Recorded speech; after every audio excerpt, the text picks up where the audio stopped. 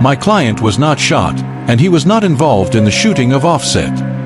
That is a direct quote from Lil Tjay's attorney, Don Florio, and it stands in total contrast to everything you probably saw on your feed this morning. We've got a superstar in stable condition at a Florida hospital and another one sitting in a jail cell on a disorderly conduct charge. It's a mess of a situation that has the whole community asking, how did we get here? Let's walk through exactly what the cameras caught at the Hard Rock and separate the facts from the clout. I appreciate you all for joining the conversation today. This is one of those moments where the speed of the internet actually makes it harder to know what's real. We've seen the headlines, we've seen the grainy cell phone footage, and we've seen the names trending for all the wrong reasons. But before we look at the police tape, we have to look at the people involved. This isn't just about a headline. These are real lives, and the ripples of what happened Monday night are being felt across the entire music industry. On one side, you have Offset. He's a veteran. He's someone who has navigated the highest highs of this industry and has survived more than his fair share of close calls. He's a father, a businessman, and a pillar of the modern Atlanta sound. On the other side, you have Lil Tjay. He's younger, representing that New York energy, and he's someone who has literally survived being shot multiple times in the past. These aren't just rappers. These are men who have already dealt with enough trauma to last a lifetime. So, when news broke that these two worlds collided at the Seminole Hard Rock Hotel and Casino in Hollywood, Florida, the collective heart of the community dropped. We've seen this story end in tragedy too many times before. The Hard Rock is supposed to be a place of luxury, a place where people go to celebrate. It's high-end, it's heavily surveilled, and it's usually the last place you'd expect a shootout at the valet stand. But as the sun began to set this past Monday, April 6th, the atmosphere changed. There was a shift, and according to witnesses on the ground, what started as a typical evening of high-stakes lifestyle quickly turned into a scene of absolute chaos. Before we get into the actual gunfire, we need to look at the tension that was reportedly building in that valet area. Because the police are saying this didn't just happen out of thin air. Now, to really understand the weight of this, we have to talk about the venue. The Seminole Hard Rock isn't just a hotel, it's that massive neon guitar you see from miles away. It's a fortress of security. There are cameras on every corner, guards at every entrance, and a constant flow of high-profile guests. When you pull up to that valet, you expect a certain level of safety. You're paying for the privacy and the protection that comes with a five-star establishment. But on Monday evening, just after 7 p.m., that sense of security evaporated.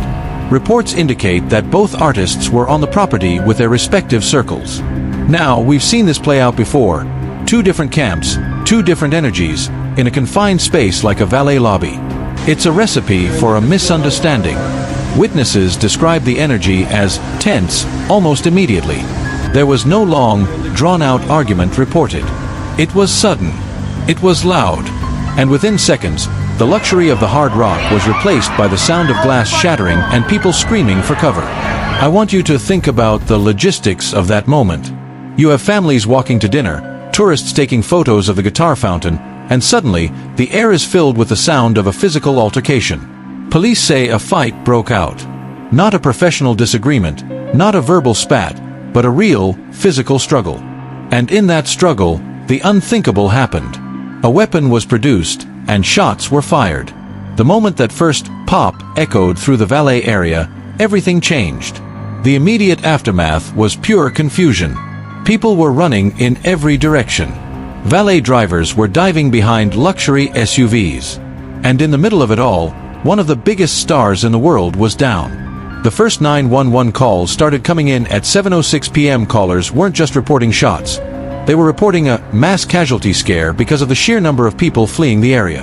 While the paramedics were rushing to the scene, the internet was already moving faster than the police. Within 10 minutes, the name Lil Tjay was being linked to the trigger. People were claiming he was the one. Others were claiming he had been hit too. It was a whirlwind of misinformation that threatened to ignite a whole new wave of conflict. But we have to look at what the police actually found when they arrived. Because while the world was mourning a tragedy that hadn't fully happened yet, the officers on the ground were busy detaining a very specific group of people. And one of those people was Tioni Merritt, known to us as Lil Tjay. Why was he there? Why was he in handcuffs if his lawyer says he didn't do it? And more importantly, Who actually fired the shots that sent Offset to the hospital? To answer that, we have to look at the security footage that the Hollywood Police Department is currently scrubbing through. If you look closely at the cell phone video that surfaced shortly after the incident, you can see the sheer volume of people involved. It wasn't just two guys. It was a crowd. In the footage, you see a group clustered near a black Suburban. You hear the shouting, you see the sudden lunges, and then, for distinct shots, the camera shakes, the person filming drops their phone, and all you hear is the sound of feet hitting the pavement. When the police arrived, they found Offset suffering from at least one wound. He was conscious, but he was in significant pain. The officers worked quickly to secure the area, and that's when they spotted Lil Tjay. Now, here is where the story gets complicated. Tjay wasn't running away. He was right there in the thick of the aftermath. Witnesses say the police didn't hesitate. They saw the New York rapper, they saw the chaos, and they moved in. Tjay was placed in zip ties on the curb. This is the image that went viral, the image that convinced everyone he was the shooter. But if you look at the booking sheet from the Broward County Jail, the attempted murder charge people expected to see just isn't there. Instead, we see disorderly conduct and operating a motor vehicle without a valid license. Think about that. The police had him. They questioned him. They likely tested his hands for residue. And after all that, they didn't charge him with the shooting. They charged him for being loud and for driving a car he wasn't supposed to be driving. This raises a massive question. If Tjay didn't do it, then who did? And why was he so involved in the fight that he ended up in the back of a patrol car? While Tjay was being processed, Offset was being rushed to a trauma center. The word stable is a word we hear a lot in these reports. But what does it actually mean? It means he's breathing. It means his vitals are holding. But it doesn't mean the danger is over. His family, including his wife Cardi B, were reportedly notified immediately. The tension wasn't just at the casino anymore. It was in the hospital waiting room. I've spent time looking through the statements from people who were actually there. One witness, a valet worker who asked to remain anonymous, said this. It happened so fast. 1 minute they were just talking, looking like they were waiting for their cars, and the next, it was like a war zone. I saw Offset go down and everyone just scattered. Tjay stayed for a second, looking confused, like he couldn't believe what just happened, before the cops swarmed him. Read that again. Looking confused. That doesn't sound like a calculated hit. It sounds like a situation that spiraled out of control. But then we have the robbery motive that started circulating. Sources close to the investigation suggest that the fight may have started over a piece of high-value jewelry. We're talking hundreds of thousands of dollars around a man's neck. In that environment, with that much money on display, there are always eyes watching. Was this a premeditated attempt to take what wasn't theirs? Or was it a personal dispute that just happened to involve a lot of gold and diamonds? The police aren't saying much yet about the motive, but they are looking for a third party. A shooter who managed to slip away in the confusion. Someone who used the fight as a distraction to pull a trigger and vanish into the Florida night. As the night turned into morning, the legal team started moving. Dawn Florio, Tjay's lawyer, was adamant. She didn't just say he was innocent. She said the rumors were dangerous and baseless.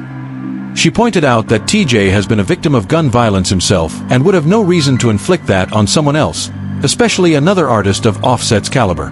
But the internet doesn't wait for lawyers. By Tuesday morning, Tjay versus Offset was the only thing people were talking about. We saw RIP posts for people who were still alive. We saw arrest posts for crimes that hadn't been charged. It shows just how fragile a reputation can be when a camera is rolling and the facts are lagging behind. As the sun came up over Fort Lauderdale on Tuesday morning, April 7, 2026, the situation took a turn that nobody expected. Lil Tjay didn't just walk out of jail quietly, he walked out with something to say. And what he said has completely shifted the narrative of this entire case. Did he put his hands on you? That was the question a reporter on the ground asked Tjay as he walked toward his waiting car. His response was immediate and defiant. Hell nah. How many times I gotta tell you that ain't nobody touch me? I don't do no damn fightin'. But it didn't stop there. Tjay went on to say, Did I shoot Offset? That SHT is crazy. I'll smack the SHT out of Offset. He would never play like that with me in his life. That N-word shot me. That N-word shot me. That N-word is a rat. Cap N-word. Weirdos. Y'all gettin' a good interview. Now, I want you to look at the official arrest report from the Seminole Tribal Police, because it tells a story that TJ is flatly denying. According to the officers on the scene, this wasn't just a random flare-up. The report states that TJ allegedly directed members of his party to start a fight with Offset and his group. The police claim TJ exited a vehicle, pointed at Offset, and then his group began fighting with Offset. But here is the detail that really stands out. The police say TJ had his phone out, recording the members of his own group attacking Offset. Think about the gravity of that. If the police are right, we're looking at a situation that was being documented in real time right until the moment a firearm was discharged. While TJ was outside the jail making headlines, Offset was in a hospital bed at Memorial Regional. A spokesperson confirmed that while he was injured in the shooting, he is in stable condition and is being closely monitored. This is a man who has navigated the highest levels of success, but also profound loss. To find himself in the middle of a valet stand altercation that ends in gunfire is a weight that goes beyond the headlines. But the heaviest part of this story isn't the physical fight. It's the word TJ used when he hit the sidewalk.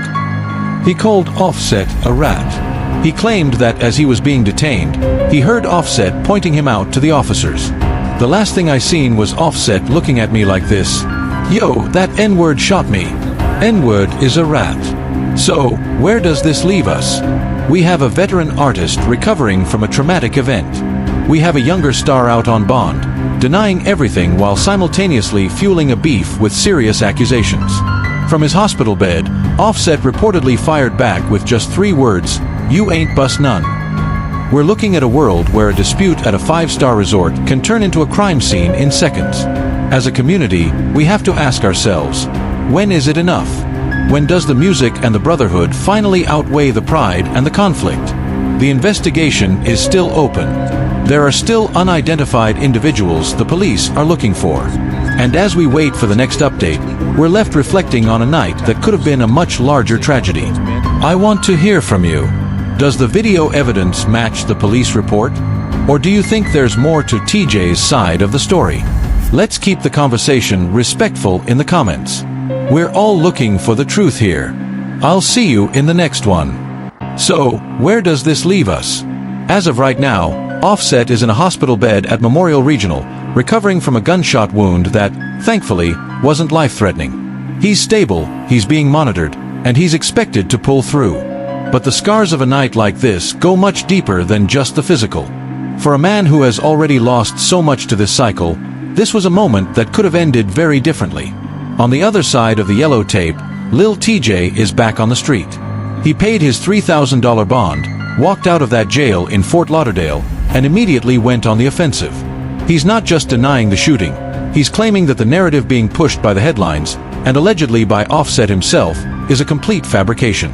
But the police aren't closing the folder just yet.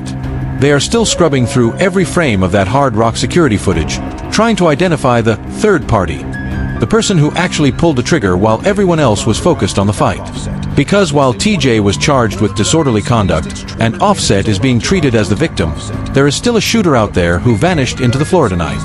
We're left with a community divided. Some see this as a high-stakes robbery gone wrong. Others see it as a personal dispute over old debts that spiraled out of control. But regardless of whose side you take, the reality is that the luxury and the neon lights of the Hard Rock were no match for the gravity of the situation. It's a reminder that in this industry, the distance between a celebration and a crime scene is often just a few seconds and a single bad decision. We're going to keep a close eye on the Hollywood Police Department's investigation as they look for that unidentified shooter. But for now, I want to hear your thoughts. Do you believe the robbery motive is the key to this whole case, or is there something deeper between these two that we haven't seen yet? Drop your theories in the comments, but let's keep it respectful. We're all just trying to make sense of a situation that didn't have to happen. I appreciate you for being part of this discussion. Stay safe out there, and I'll see you in the next one.